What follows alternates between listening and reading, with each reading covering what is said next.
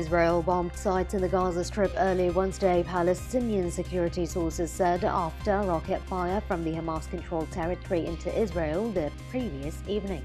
Hours earlier, a rocket fired by Palestinians in Gaza struck the coastal Israel city of Ashdod, wounding 2 people. Occupation forces said rocket warning sirens went off in Israeli communities bordering Gaza after the 2 rockets were fired from the Gaza Strip, one of which was intercepted by its Iron Dome anti-missile system.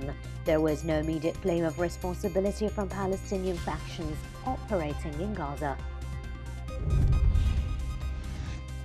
The UN Security Council on Wednesday asked Secretary-General Antonio Guterres to appoint a special envoy to broker peace in Libya, although Russia and China abstained from voting on the resolution that also extended the UN mission in the country.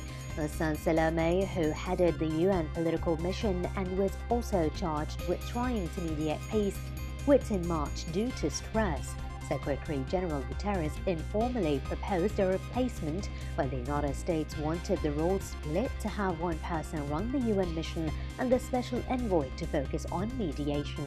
The Security Council agreed to that proposal on Wednesday. The Myanmar military has said it is investigating possible wider patterns of violations before and during a 2017 crackdown in Rakhine State that the United Nations had said was executed with genocidal intent against Rohingya Muslims. More than 730,000 Rohingya fled to Bangladesh that year following the launch of a sweeping security campaign that refugees said included mass killing and arson. The army has denied genocide, saying it was carrying out a legitimate operation against Rohingya militants, but says it has caught martialed some troops over incidents in certain villages, though details on the perpetrators, their crimes and sentences have not been released. The military, in a statement carried in state media on Wednesday, acknowledged for the first time a possible broader pattern of abuses. Japan's Yoshihide Suga was voted Prime Minister by its parliament's lower house on Wednesday, becoming the country's first new leader in nearly 8 years as he readied a continuity cabinet expected to keep about half of predecessor Shinzo Abe's lineup. The new premier, Abe's longtime right-hand man, has pledged to pursue many of Abe's programs, including his signature Abenomics economic strategy, and to forge ahead with structural reforms, including deregulation and streamlining bureaucracy. Abe, Japan's longest-serving premier, resigned because of ill health after nearly 8 years in office. Prime Minister Suga served under him in the pivotal post of Chief Cabinet Secretary. President Donald Trump said Wednesday that a coronavirus vaccine may be available within a month, but added that the pandemic could go away by itself.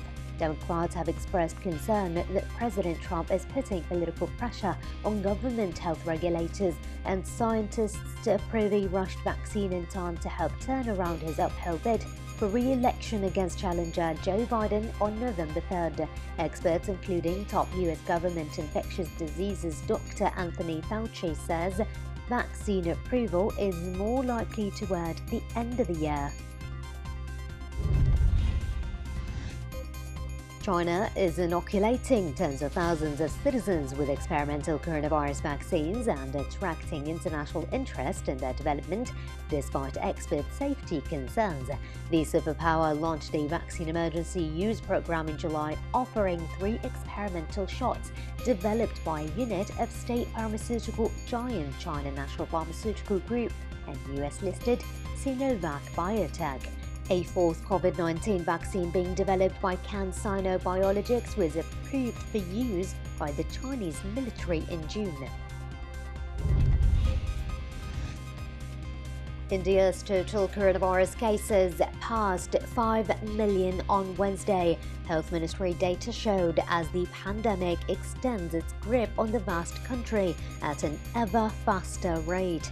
With its latest 1 million cases recorded in just 11 days, a world record, India now has 5.02 million infections. Only the United States has more, with 6.59 million. India has for some time been recording the world's biggest daily jumps in cases, and on Wednesday the rise was just over 90,000 with a record 1,290 deaths. While India took 167 days to reach 1 million cases, the next million came in just 21 days, faster than the United States and Brazil.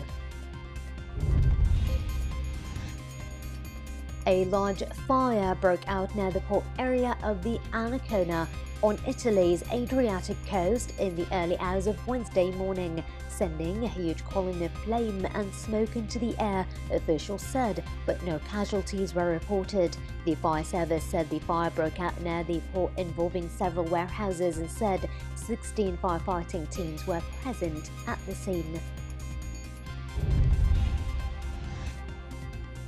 A major fire that has been raging outside Los Angeles for more than a week threatened to engulf a historic observatory and billion-dollar broadcast towers on Wednesday as firefighters struggled to contain the flames.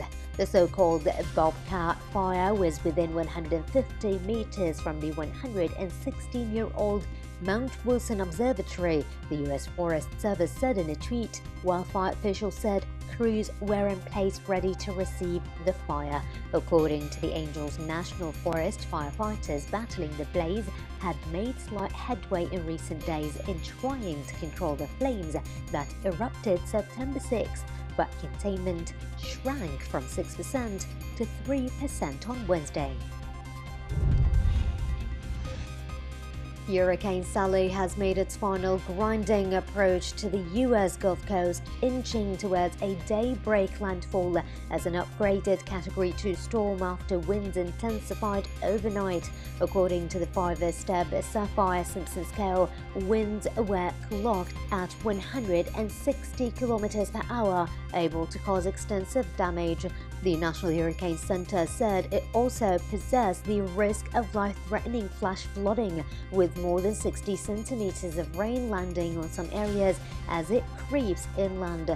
Sally was 105 kilometers southeast of Mobile, Alabama early on Wednesday and creeping toward the Alabama-Florida border at 4 kilometers per hour. The center said its winds and rains will stretch from Mississippi to the Florida Panhandle.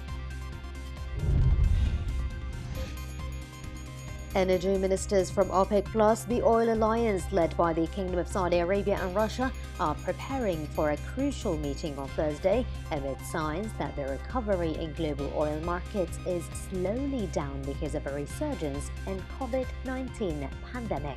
Projections for 2020 crude demand have been downgraded in the past couple of days by two authoritative sources, the Organization of Petroleum Exporting Countries itself and the International Energy Agency, or the IEA.